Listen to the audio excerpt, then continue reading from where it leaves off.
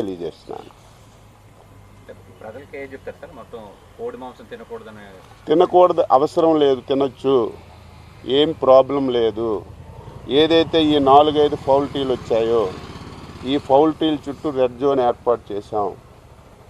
ఈ పౌల్ట్రీకి దగ్గరలో ఉన్నటువంటి 10 కిలోమీటర్లో ఉన్నటువంటి షాపులన్నీ కూడా క్లోజ్ చేశాం. మిగతా ప్రాంతాల్లో ఎక్కడా లేదు.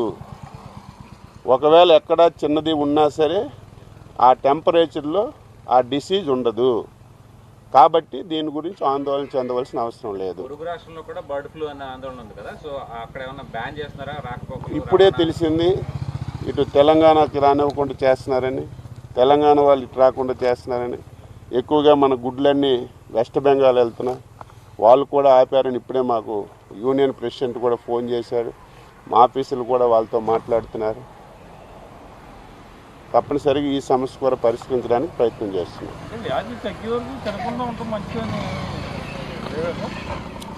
వ్యాధి ఉంటే కదా నేను అనేది.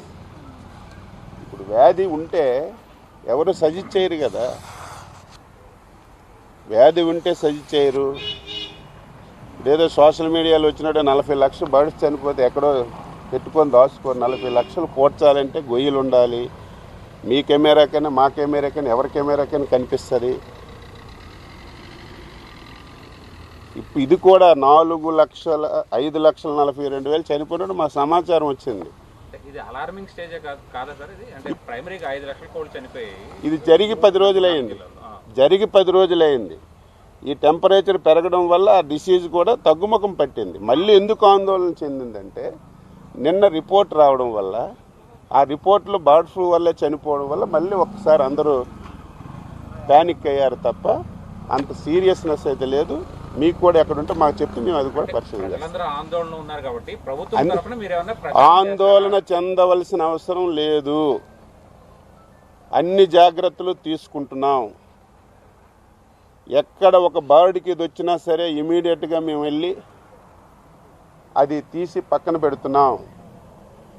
ఏవైతే ఈ 4-5 రోజుల నుంచి పూర్తిగా చనిపోయినటువంటి రిపోర్ట్స్ కూడా మా దగ్గరికి రావటం లేదు. మొత్తం ఎంటైర్ యానిమల్ హస్బెండరీ డిపార్ట్మెంట్ అంతా అన్ని పౌల్ట్రీల దగ్గరికి వెళ్ళారు. ప్రతి పౌల్ట్రీని వెరిఫై చేశారు. నిన్న ఈవేళ ఎక్కడ రిపోర్ట్ రాలేదు. నిన్న ఒక్క దగ్గరే 7,000 గంపలగూడెం దగ్గర 7,000 ఉన్నట్టుగా నిన్న వచ్చింది రిపోర్ట్ తప్ప లక్షలు అనేవి ఆ రోజు జరిగిందే తప్ప ఈ రోజు రాలేదు. ఇది స్పష్టంగా తెలియజేస్తుంది.